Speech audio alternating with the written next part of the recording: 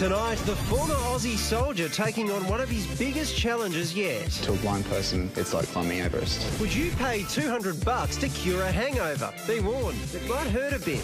Too busy to shop around for better deals? You won't believe how much that's costing us all. And he's doing big things in Hollywood, but Liam Hemsworth is back home and he joins us live in the studio. Your news delivered differently. This is The Project.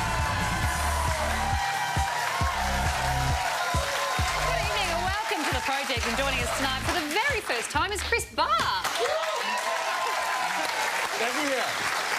Very good to be here. It's great to have you on board, Chris. And the first time prime time on Channel 10. I just feel a bit weird after 20 years at another network. I feel a bit like I'm having an affair. I will enjoy it, though. Good for you. But that's also why we got the studio audience, isn't just to replicate the experience of reading a nightly news bulletin. It's very common. I'm sure that you have people screaming at your face while you're And cheering, yes. And you picked a good night for it too. Liam Hemsworth on. Yeah, I know. I'm Or? so excited about that I can't speak. All right, time now to see what's making news this Monday, the 19th of October. And New South Wales Police are hoping a $100,000 reward will prompt new information that could help them catch the person who killed toddler Jordan Thompson 10 years ago. The little boy died in hospital after being found unconscious. Tests revealed he had lethal levels of prescription drugs in his system. Anyone that has any information at all could help assist police. Please do so for my son's sake. A Senate estimates hearing has taken a closer look at a wild party hosted by Tony Abbott after he was ousted as Prime Minister. An expensive marble table was broken and cleaners were denied entry to the office for 2 days. An item of furniture that's been in the building for a very long period of time is in pieces after Mr Abbott's farewell party in the Cabinet Suite. And the latest Fairfax Ipsos poll shows Malcolm Turnbull's well out in front in the preferred PM stakes with 67% to Bill Shorten's 21%. News Corp's national political editor Samantha Maiden joins us now live from Canberra. Samantha, is this just a poll or is Bill Shorten in real trouble here? Well, he'd be more trouble if he got that sort of result at the next election, but there's a long way to go before that. Clearly, this is a big honeymoon bounce for Malcolm Turnbull. It's a massive plunge in support for Bill Shorten, right down into that towards 21% mark. You wouldn't be happy about that. The vote that matters, though, is obviously, you know, the primary and the two-party preferred. That's not great for Labor either. Really, really low primary. So all up a bad poll, but, you know, we're not having an election next weekend, so you'd only hope that they could improve it.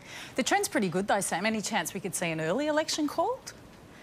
Well, you'd be tempted. You'd definitely be tempted. I think that there's all sorts of reasons why they may want to avoid going, you know, a lot longer in terms of the budget and so on. But Malcolm Turnbull has suggested that he would like to show the voters that, you know, he can do a bit of governing, and that will involve more than, you know, just getting a good result in one poll. You'd want to see the next poll to ensure that this was a trend and not just a bit of a big bounce in one poll.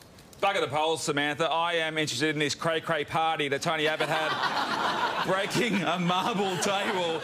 Is he going to get his bond back? Look, I don't know.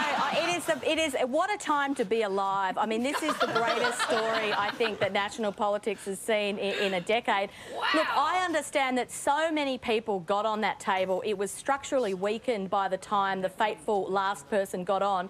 I've been told that Tony Abbott was on that table. Now, you will recall that we revealed that he was dancing topless at this party. JB Briggs was on the table but didn't fall off. And I do understand there may have been multiple people on the table when it crumbled, and that was the moment. It's a little bit like that children's book, Who Sunk the Boat, and everyone gets on a boat, and in the end it's the mouse who did it. I understand that the foot that did it was the former treasurer Joe Hockey. No. Round of applause. But there was a lot of other people on the table. I've asked his office. Apparently various people have asked Joe in the past, and he said, what table, what table? So maybe we can ask him tomorrow and hear what Joe Hockey has to say about whether he did it. Yes, what's about his big announcement that's happening this week? Well, maybe it's about the table. What do you think it's about? Well, if it's anything to do with Joe Hockey, I imagine it's about him going to Washington where, you know, they may just have to lock up all of their tables. You're really hung up on this table, are you? I'm obsessed with the table. I was obsessed with the table at the time, the dancing, the partying, but, you know, I personally think that they should not repair it. They shouldn't touch it. They should put it in a museum and exhibit it. I reckon the irony is, Samantha, if this had got out 3 months ago, I reckon Tony Abbott would still be Prime Minister. Like, this is exciting thing that this is the best thing thing he's ever done. Yeah, he's a good guy and he likes to have a party. I thought that the next day at that press conference, he looked like, I wasn't sure if he wanted a sort of a bacon and egg sandwich or some sort of intravenous drip applied, but he was very good-natured and much loved by his staff, as was Joe Hockey. Well, Samantha, thank you very much for your table update. I appreciate it. Thank you. Through to the Rugby World Cup semi-finals after a thrilling one-point win over Scotland at Twickenham. Bernard Foley kicked the winning penalty goal in the last minute of the game, but the Aussies know they'll have to step up if they're to beat Argentina and make the final. You know, I think we made it really tough on ourselves, and I think we used our get-out-of-jail card tonight. And imagine getting a couple of warnies out at the ATM, and Aussie designers made a new set of banknotes featuring famous Australian faces like Shane Warne. He came up with the idea because he and his mates couldn't name any of the people currently on our cash. I don't know that I want Warnie in my wallet. Sure, he'd enjoy being there. Can't you just read the name under the person if you want to know who's on the money? Yeah. It's actually literally written right there. It does have a sense of the official currency of Reclaim Australia about it, doesn't it? There was one that had Corey Worthington, the party boy, on there. Seriously, like Bert Newton or something. Corey Worthington doesn't deserve a banknote. Can you imagine explaining to an overseas visitor who was on our currency? It's aggro. He had a cartoon connection. We're very sentimental about that. But moving on, hey, the Melbourne Marathon was held on the weekend. Clocked a pretty good time. Anyway, moving on. Thousands of joggers, runners and fitness freaks don their activewear, their singlets and shorts and their sneakers, except this guy. He decided to run in the shirt and Whatever. And he had this to say. Oh, OK, well, I tend to be fairly slow, so I like to cover myself so I don't get sunburnt. You can just put some sunscreen on, buddy. That's, you know... But like, you've got to reapply, though, see? At least he doesn't have to reapply. That's a good point. Well, he could have in his backpack, anyway. Slows him down, Pete. But like all good marathons, Chris, OK, it started with a bang from a pistol. 3, go. 2, 1... Now, that sounded like a louder bang than usual. Let's have a look at the pistol. 3, wow! 2, 1... She was pleased to see that. That is one serious granny there. She should be in the next Tarantino film, seriously. Wow. It was an air rifle. I don't know how many people she took out, but that's scary. God, if I hear that, I am running really fast. Yeah. I've decided I'm going to quit marathons after seeing that. I've run my last marathon. I have. Well, congratulations on a fine career. Thank you very much. No, that's enough. It's no. We've got to take a break. Back with more in a second. Glenn got cold feet less than a week before his wedding. You won't believe what the ditched bride's family did. And will the launch of a hangover clinic in Sydney encourage people to binge drink? You're watching The Project.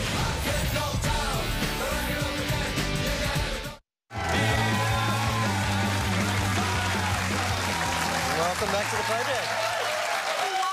Experts are warning of an explosion in the number of deadly brown snakes in Queensland, particularly in the southeast. Snake catchers say warmer weather brought on by El Niño means snakes are on the move and ending up in close contact with humans.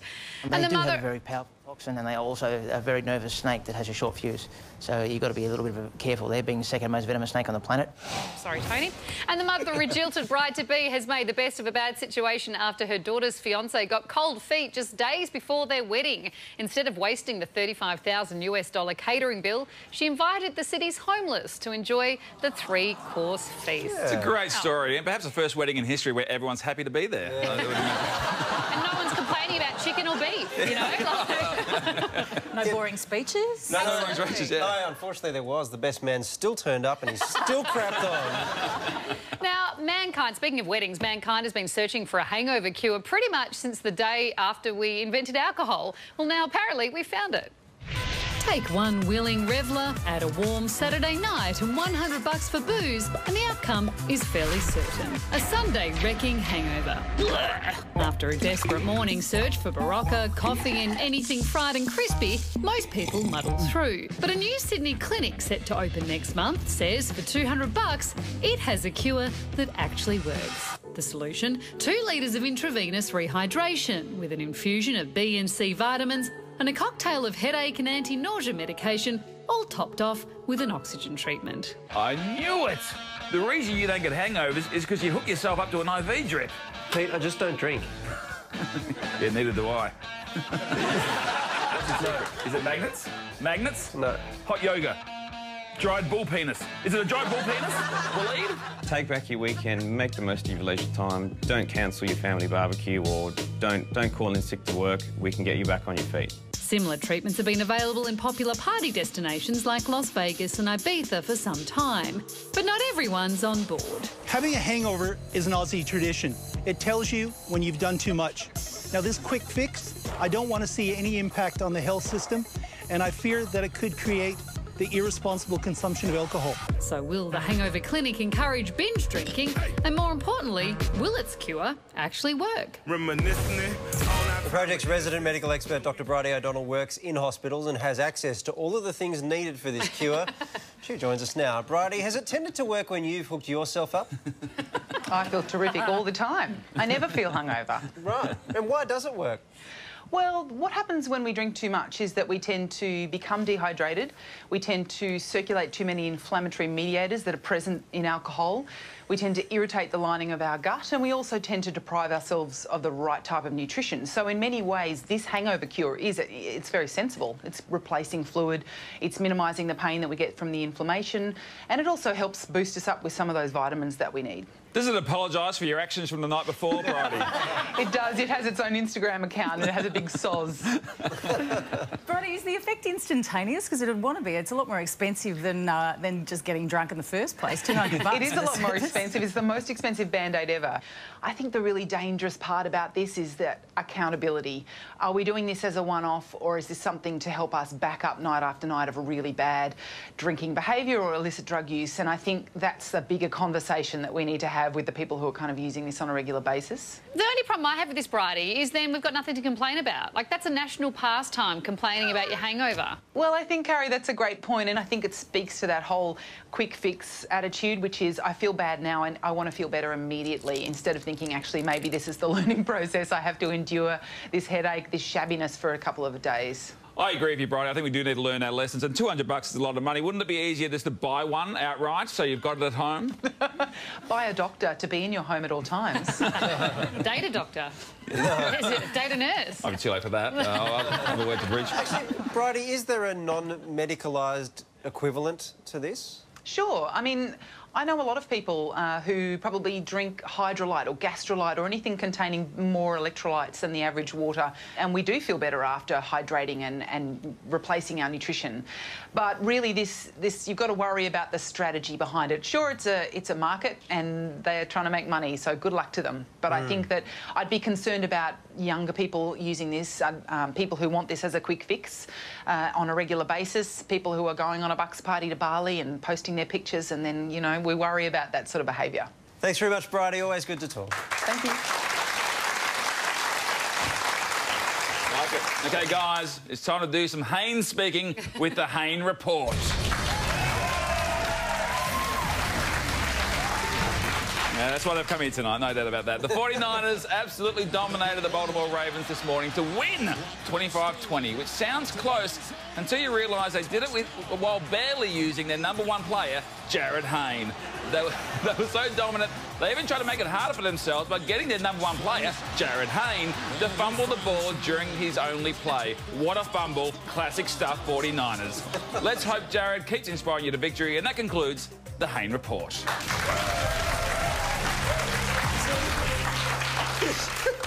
It's getting shorter and shorter, isn't it? The suits upstairs are asking for Jared to get a touchdown to keep the Hayne Report. So is the team. Break time now. We'll see you on the other side.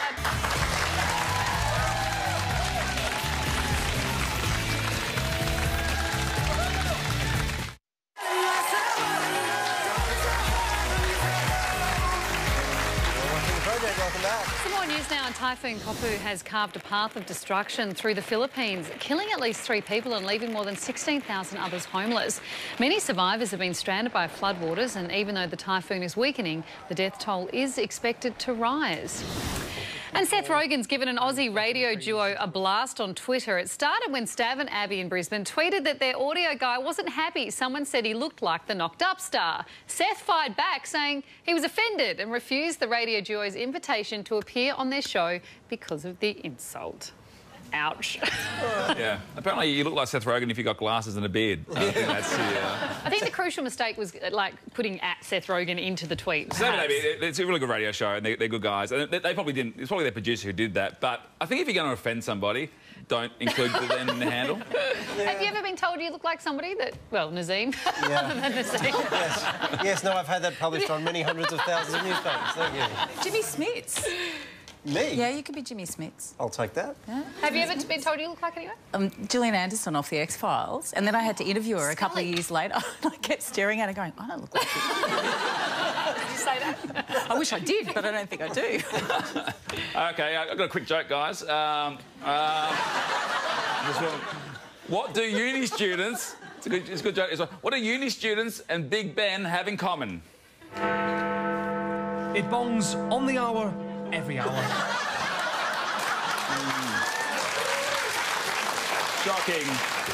Shocking statistic, that. Just say no, kids. Just say no. Let's move on. Time to see what's happening in the world of entertainment.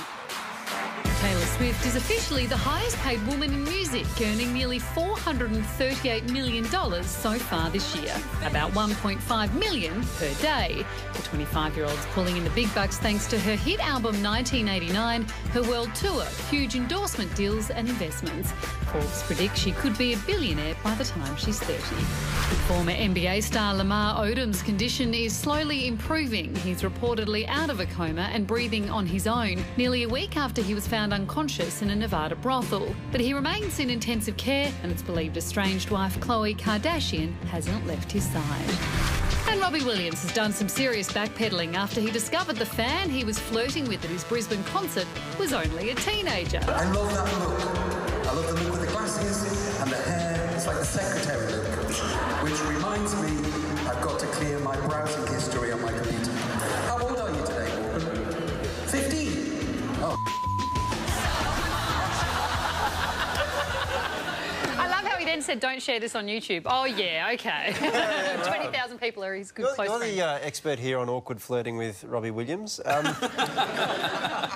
What's he, nothing to say to that. What's he doing wrong? He does get himself in awkward moments often. What is it? Does he misread the situation? He's just very forward, I think. Yeah, right. Yeah. Too much confidence? Maybe. Yeah, right. Does it hurt you a little bit to seeing flirting with somebody else? Nah, I cashed him. She didn't. She didn't pull back either. Now, on the weekend, our very own Limo joined an inspirational former soldier for Tough Mudder, a gruelling military-style challenge in support of our returned soldiers. Tough Mudder. It's 20 muddy kilometres of traps, obstacles and, yes, electrocution. Just hard enough for anyone, but imagine if you were blind. Here he is. Liam, how are you, mate? How's the training been going? Good. Yeah, I haven't done anything for the last 3 weeks, so... You look good, though, man. Thank you. Yeah. You look disgusting. Yeah, thanks.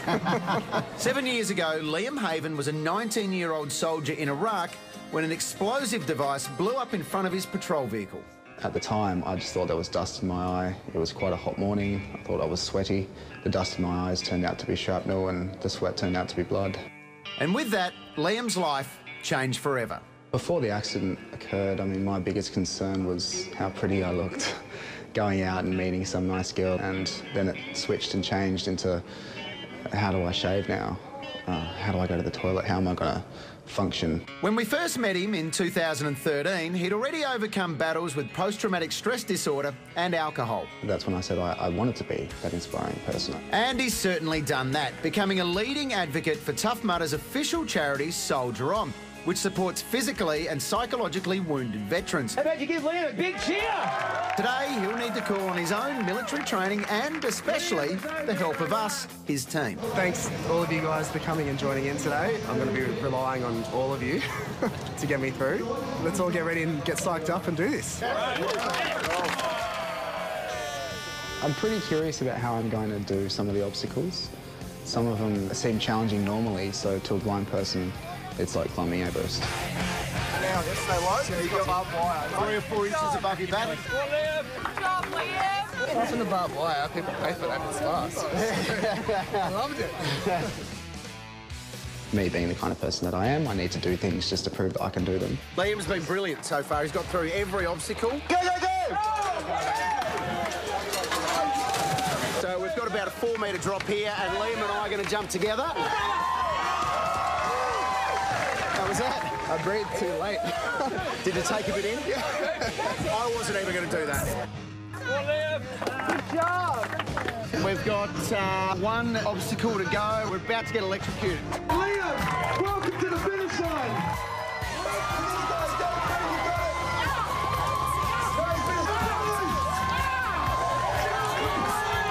Wow, those electric shocks nearly blew my knees out. They're unbelievable. Well done, Liam. Very repetitive. Coming back next year, mate? Yeah, definitely. Maybe. This year, Soltron's target was $100,000, but Liam is just getting started. I'd like to see an entire team, 300 veterans, all doing it together. That would be really fun. That's right. Incredible stuff. I like at the end where he said, definitely coming back next year. Actually, I'll think about it. Give me time to think about it, but incredible stuff. So he's brave as well as smart. He's smart. Exactly right. Well done to them. Also, I should point out the former PM, who is a soldier on Ambassador, John Howard. Did he do it? No, he was the first there to congratulate them. Oh. You're right, it's pretty soft. He didn't do it. I can imagine him in his tracksuit. Yeah, I know. Doing far better. But no, he was there. And Julia Gillard's also an ambassador as well. Amazing. Now, if you have just joined us, here's what's making news this Monday, the 19th of October. And a bank worker who attacked a Sydney bouncer 2 years ago is facing 10 years behind bars after being found guilty of grievous bodily harm. CCTV vision shows the moment James Longworth felled Fadi Tabar with a single punch, leaving him with permanent injuries. You have showed no fear and no remorse. Why did you intentionally hit my husband and run? You are nothing but a coward. Longworth will remain on bail until his sentencing hearing in December. A coroner's inquest has been told the death of a Sydney girl could have been avoided if a 90-year-old gum tree in her school playground had been better maintained. 8-year-old Bridget Wright died when a large branch fell on her last February. The school had been warned 4 months earlier the branch needed to be removed. Troubled NRL player Matthew Lodge has been sacked by West's Tigers after being arrested in New York City and charged with a string of offences.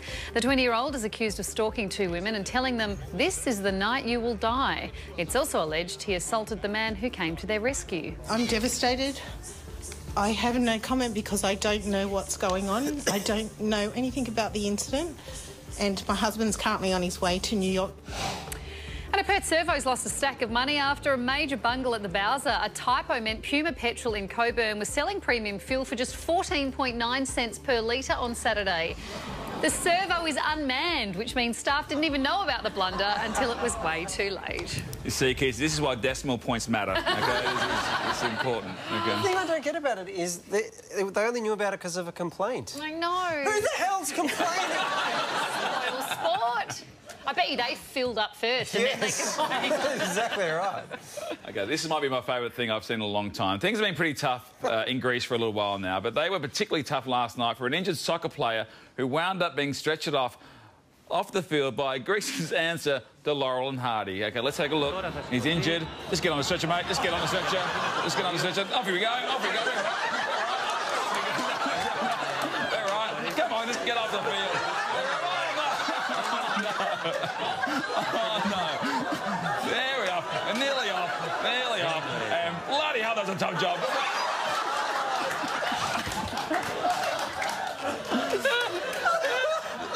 I feel like we need to see that again later on in the show. I'm going to replay it every day for the whole week, I think. All right, deep breath. Complete change of pace now. And the Immigration Minister says a pregnant Somali refugee has been returned to Nauru after declining an abortion in Australia. She says that's a lie. Who do we believe in this increasingly complicated case? She's known only as Arbian, a 23-year-old refugee on Nauru. She's about 15 weeks pregnant after allegedly being raped. Her refugee claim has been found to be genuine. For weeks, Arbian's lawyer has been fighting for her to come to Australia for an abortion. Termination is illegal in Nauru and is considered medically risky after 12 weeks. The lawyer says Arbian wanted an abortion but needed further counselling because of the heightened risk. On October 11, the Australian government flew Arbian to Australia for treatment. 5 days later, she was deported back to Nauru without getting the procedure. The reason why is a major point of contention. She was seen by a number of nurses, including mental health nurses, a number of GPs and doctors, and interpreters were used on many of those occasions in the discussions over a course of days. The lady at the end of that was asked whether she wanted the termination. She said no, that she didn't. Did she want an appointment made the next week? No, she didn't. However, Abian now says she received no counselling and never declined the termination. Her anguish was already intolerable, and that anguish has been added to, by the humiliation that she feels she suffered at the hands of the Australian government. It's difficult to verify the government's version of events, but Peter Dutton has cast doubt on the lawyer's accounts. All I can say is that I've heard a number of accounts from people who say that they represent or they understand the case, and they've been factually incorrect. The accounts have shifted over the last few days, and I think that is very, very unfortunate. The Immigration Department hasn't ruled out the possibility of Abian returning to Australia, but her supporters are increasingly worried for her health. She's a woman who's already suffered enormous anguish. She's been placed back as a victim of the Nauru government, as a victim of the conditions on Nauru, and potentially at the hands of the perpetrators that carried out the sexual assault in the first place. Now, the Immigration Minister declined our request for an interview, but we are speaking with Pamela Kerr from the Asylum Seeker Resource Centre, who's an advocate for Abian. Pamela, the Minister says Abian was reviewed by multiple professionals over 5 days and an interpreter was used in the majority of those occasions. Are you saying that's inaccurate or inadequate? I don't know all the transcripts of what the minister's got, but I know that I talked to this young woman yesterday for 20 minutes and she told me that she went to a clinic on Wednesday and she spent about 5 minutes there and it was explained to her the procedure. She was told she'd be given a tablet and then she would go through a process which was pretty horrifying. On Thursday, she saw the in-house IHMS nurse without an interpreter. The previous day, she was lucky. They got an interpreter on the phone. She told me, at no time did I say I didn't want a termination. What I said was, I just need some time. I don't think that this young woman ever had an opportunity to say what she wanted. Abian's lawyer alleged that there had been no treatment received in Nauru and then on Friday night accepted that there had been. The Immigration Minister says her advocates are changing their stories. How do you respond to that? She went to the IHMS doctors on the 21st of August. She saw a doctor again on the 3rd of September. She was so dehydrated, she was given intravenous fluids for 4 hours, the drip was taken out and she was sent home. From the 3rd of August until when they went in to take her out to the airport and found her in a very debilitated state, she didn't see any doctors. Pamela, would you say that she received access to the same sort of treatment that an Australian woman in a similar circumstance would have received access to? No. Definitely not. The one thing she has consistently asked for was counselling. The appropriate counselling after you've been raped is a sexual assault counsellor. It's a specialised area of counselling. At no time did she see a counsellor. In no way did she get the sort of treatment that we would accord to a young 23-year-old Australian woman who had been brutally raped and who was pregnant as a result of that rape. This girl was treated really, really harshly. Pamela, Peter Dutton has said that the idea of flying Abian back to Australia for the procedure, if that's what she wants, isn't out of the question. Will that be an acceptable outcome? That is very encouraging, but this young woman at the moment is terrified of coming back to Australia. She says, I was treated so badly, like a criminal. We just need a little bit of space, a bit of time and a little bit of heat to go out of this so that this young woman can make a decision without being bullied by anyone. All right, Pamela, well, good to get your thoughts. Thanks so much for your time. Thank you very much. You know, the thing that I think is getting lost in all of this is that this woman is 23 years old. She's a rape victim. And at some point, you know, we have Julie Bishop saying that Australia wants to have a seat at the UN Council of Human Rights in 2018. What hope have we got if we're not going to extend to this Somali woman the same sort of service that we would extend to an Australian victim of rape? You know, regardless of whether or not she is an asylum seeker, she's a proven refugee. She's a bona fide refugee. We fly her all the way back here. Why don't we help her with rape counselling? It's 14 weeks since she was raped. It just beggars belief. I'm astounded that it was a translator only on some of the occasions. I mean, surely they should have been there every time she was speaking about this case, well, about the the situation. He says, she says, you know, that's the problem. And maybe, well, see, the thing is, we've got no detail. So it might well be that she didn't need an interpreter because they were just checking some signs, like or, what a pulse was. but we don't know because there's so much secrecy around this stuff that we just can't. We're in an impossible position here. We do need to take a break, though. We'll be back with more after this. Coming up, is this Mick Fanning Shark Attack parody funny or offensive? And how to avoid the little-known tax that's costing us all billions of dollars per year. This is The Project.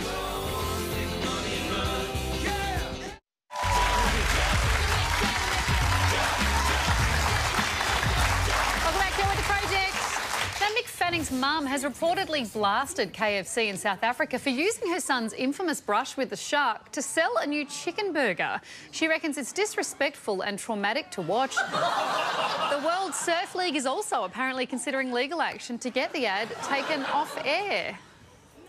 And David Jones is standing by Adam Goods, even though it copped a heap of abuse on its Facebook page for making the Australian of the Year one of its brand ambassadors. The remarks were abusive and racist, but DJs is standing firm in its choice to bring the former AFL player on board as an advisor. But of course, Pete, the booing would have nothing to do with race. No, of course not. I just hate the way he wears clothes or something. First of all, well done to David Jones for getting Adam Goods on board. It was a great choice. And the people who are... just get on with your lives. You should be ashamed of yourself. Seriously, let the bloke live his life. You chased him out of AFL. You know, what are they hoping to do? What are they hoping to achieve? Chase him out of the country? It's extraordinary. It's just outrageous, really. It's just the DJs are standing firm. Yeah, well done, David Jones. Now, apparently Aussies are losing billions every year by not shopping around. So are you one of them? They call it the lazy tax, and if you can't be stuffed finding a better deal on your banking, utilities, insurance and groceries, then you're paying it. And it's costing us $11.6 billion a year. I pay a lot of can't be stuffed tax. I pay a lot extra because I can't be bothered. But I have found a great tactic. I've made some really boring friends who love that stuff, and so I farmed it out to them. OK, I admit it, I'm tight. Remember, when you talk to a utility company, it's not a friendly discussion, it's an interrogation. Use emotional blackmail. Beg, plead, break down in tears. You can save money. This really boring guy at work who loves phone contracts, he just does all those for me now. According to Queensland researchers, half of us hunt for better deals, but just a quarter actually make a switch, while men are more likely to switch than women. The mere threat that you might go elsewhere will often get you a better deal. I am a proud miser, but if it's someone else's money, spendthrift. It just seems too hard. It seems too hard and too confronting. Pretty much every piece of clothing I wear, whether at VIP nights or every time I'm on television, is from Salvation Army or Vincent de Paul. The first thing that happens is they start asking you questions that you don't know the answer to, like how many kilowatt hours do you use a year? Have to make a coffee and have a lie down. By finding a better deal, home loans offer the most savings, followed by where we do the groceries. We're most likely to switch energy and least likely to switch banks. And the biggest hurdle to finding a better deal is the effort. The biggest hurdle for me is that I'm in denial that I spend any money on boring stuff like that anyway. Use by dates, the closer you get, the more you save. Live on the edge. Hey, even fall over the edge. Steal some salary from the skip outside the supermarket when you're leaving. If I was comparing, you know, accounts and plans and prices, I would have to then acknowledge that I am working hard to pay for gas. I'm so surprised that men are more likely to shop around. Like, who's got... I mean, I guess we're busy doing everything, so you've got time to shop around. Maybe that's what it is. No, the one that gets me, older people, less likely to switch than younger people. Yeah, right. See, I disagree with that. My father, I remember, like, for years, if Dad thought he had a bad deal on something, he'd ring a bank and say, sorry, I can get a better interest rate here. And they do it. And because I think, you know what, I think if you don't have a lot of the money, that is the sort of thing that you're prone to do. And my parents never ever had a lot of money, so they would go through things with a fine-tooth comb. And I mean, they couldn't afford to have that sort of attitude that we just saw because they needed the dough. So they literally... Your dad might have been the exception, because the other weird thing about it was that people on lower incomes seem to switch less than people on the higher incomes. So rich people are basically just tight. No, you know what it is? It's people with less money can't afford to be on hold for that long. No, that's probably right. Yeah. All right, we've got to go to a break. Back in a second. Coming out from soap star to silver screen stud, Liam Hemsworth has fast become one of the hottest young actors on the planet. Don't miss Liam when he joins us live in the studio. You're watching The Project.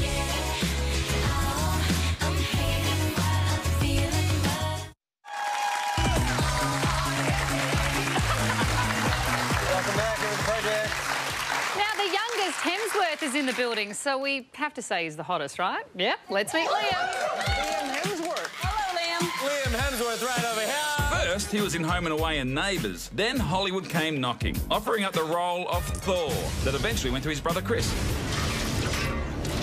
Awkward.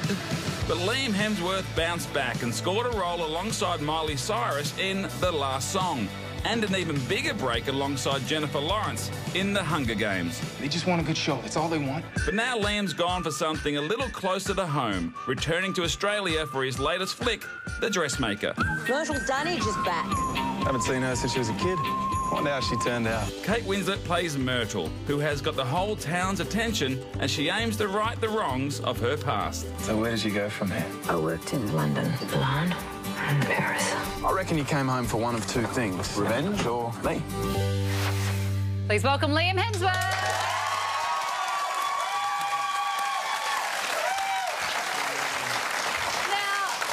Film's premiere last night, and you and your genetically blessed family, all of you rocked up. Mum and Dad looking the part as well. Did the Hemsworth party on, the whole family? You know, usually we would. I had a situation last night where I had some pretty bad stomach cramps. Oh, really? Yeah. They came on right before the premiere started, and I sat through the film kind of sweating and in a lot of pain. And then because so much of my family and friends were there, I went to the after party but didn't stay for very long and kept dashing to the toilet. What happened? Did your parents like slip you a Mickey? What went on? Yeah, I think I got roofied actually. Possibly. I think that's probably the most likely thing. You're all right now though. You're not going to cover the desk. I feel all right now. There's a good chance. I've got a bucket back here, so if something goes wrong. Look, it'd be worth the sacrifice for us anyway. I'm just excited to be breathing the same air. Go for it. You too, thank you. That's very sweet of you. Your parents made it to the premiere okay? There's a bit of traffic in Phillip Island at the moment with the MotoGP. They didn't get stuck on the bridge? No, they left early enough, got out of that way. Coming away from the island's okay. Going there was probably a little worse. Are they renamed it the Hemsworth Bridge yet? When's that going to happen?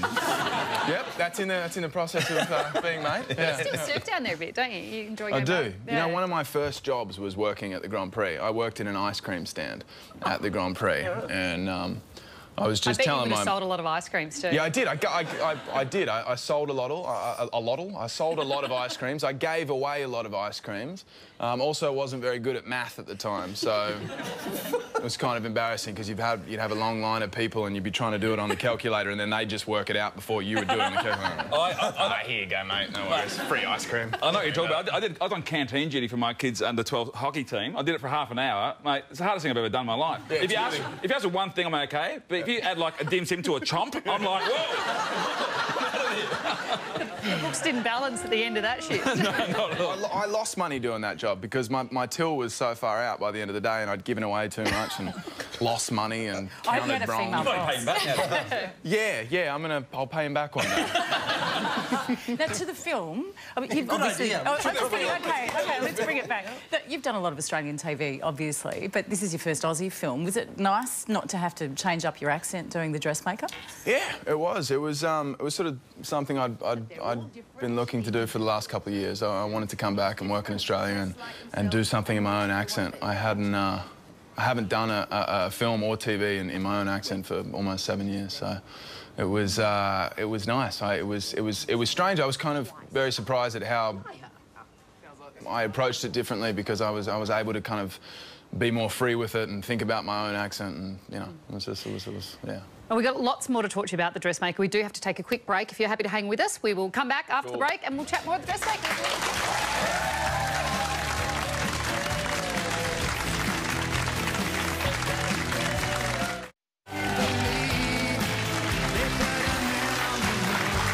Back to the project. Look up there. Liam Hemsworth. Liam, I love this film, The Dressmaker. I was really surprised by it. It's funnier than I thought it was going to be. It's a little bit darker than I thought it was going to be. But one of the amazing things is Kate Winslet's Australian accent. It's simply like the best Aussie accent I've heard from a foreigner on screen. It's incredible. I think do we have a clip? I think let's have a look. We got something. I hear the footballers dance this Saturday night. I could make you something. A dress can't change anything. Watch and learn. Well, she's not saying buy jingos, that's one criticism, but that's incredible, wasn't she? She is, yeah. We'd often be hanging out on set and, you know, chatting, and I would forget that she was an Australian. She did such a great job. And Australian accent, I feel like, is one of the hardest accents to do on the planet. I feel like any time anyone else does it, you always know that it's, if you're an Australian. Well, usually there's one bit where you see a twang or something, but she was just like the whole way through. Yeah, I completely forgot she was an Australian. Just watching it, like through. I did too, being around her. It's incredible, yeah. Can I congratulate you, sir, on creating the first film or TV show or anything with a football scene where everybody looks like they can actually play football? The rest of the players were Horsham Football Club. There you go. So we shot that in Horsham Football Club. One of the players, and I hope he's watching, he was a little guy. He came up to me at one point and he said, if this was a real game, I'd be on the deck. That's what this guy said to me. Really? This is a Horsham football player. Thought it was a little rough, in, you know, being that we're pretending to play football. But you can actually play. I could play a little bit. I played in high school and was okay because I guess I was a bigger guy, I'm taller, but I didn't play that well. We actually both came out of the film going, Hemsworth can play footy! It's in the blood. It seems to be a rule in acting that you cannot look like you can play football in order to get a role playing football. I don't know what it is. Why are we so bad at the footy scenes? I don't know. I think most of the time you have people that didn't grow up watching footy or playing football that direct the scene, and that's where you come unstuck. Yeah. Whereas this, we had stunt guys, and myself included, and the Horsham Football Club that were kind of helping direct these scenes and making sure that it seemed, you know. And real. I heard you had some Greek medical guys on site. I think we got a clip of from the scene of it. That's right, they're behind the scenes of the dressmaker. What happened then? I was watching it before and I was like, how does that... What are those guys thinking? The guy to get off and run off and just go stop. I don't think it's their first job. I think they're moonlighting or something else. You know? So hey, I want to talk Hunger Games. Absolutely love it. It's the last instalment's coming out at the end of this year. How are you feeling about sort of putting that franchise behind you? Really happy. Yeah.